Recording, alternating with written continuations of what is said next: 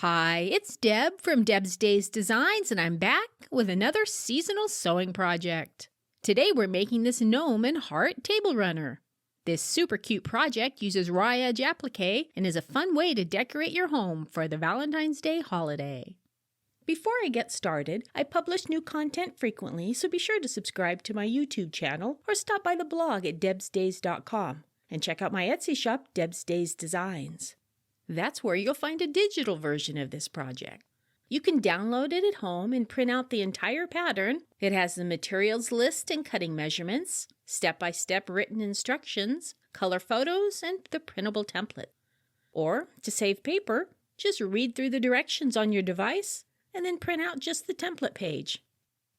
Alright, let's get this project started. Along with your regular sewing supplies for this project you'll need fabric scraps for the appliqué, a front fabric, a backing fabric, fabric for the borders, cotton batting, a paper-backed fusible web like Heat and Bond Light, optional basting spray, stabilizer, walking footer, free motion foot, and of course the printable templates.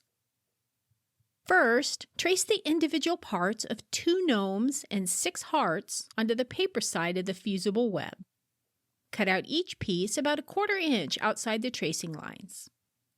Following the manufacturer's directions, fuse the pieces to the wrong side of the appropriate colors of fabric and let them cool. And cut out the pieces along the traced lines. With the right sides facing, place the inside border strips along both long edges of the main fabric. Align the raw edges on the long sides and pin them in place, and stitch using a 1/4 inch seam allowance. Press the borders open and trim away the excess ends of the strips.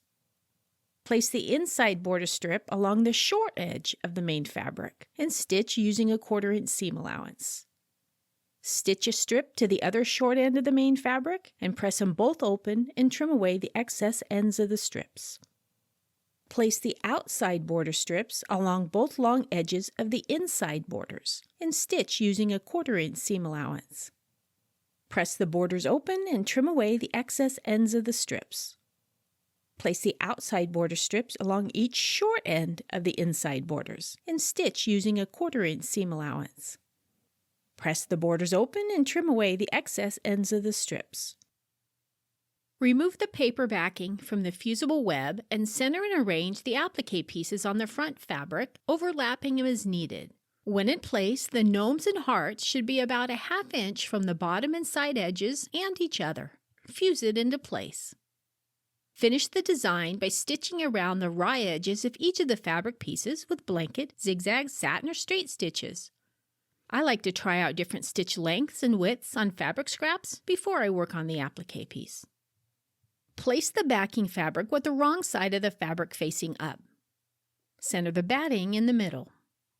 Center the front piece on top and baste it all in place to limit shifting during quilting.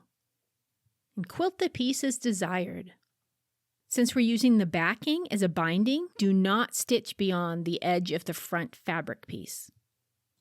Fold the backing out of the way and very carefully trim the outside border so it measures 2 inches away from the outside edge of the inner border.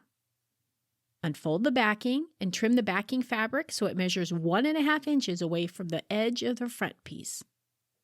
To create the binding and mitered corners, fold the corner of the backing so it meets the corner of the front piece and press it.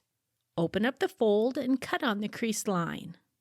Fold the cut corner over the corner of the front piece and press it. Fold each side so the raw edges of the backing meet near the raw edges of the front and press it.